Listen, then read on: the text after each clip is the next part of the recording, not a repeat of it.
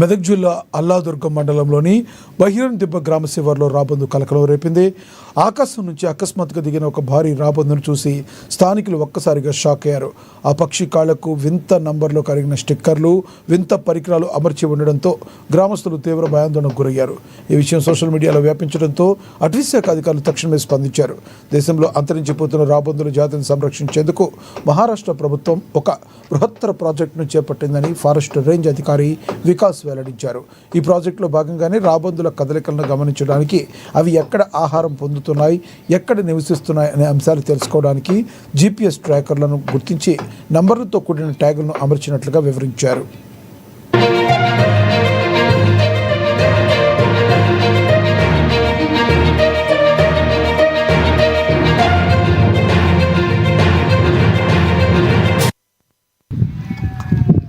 ఆనంద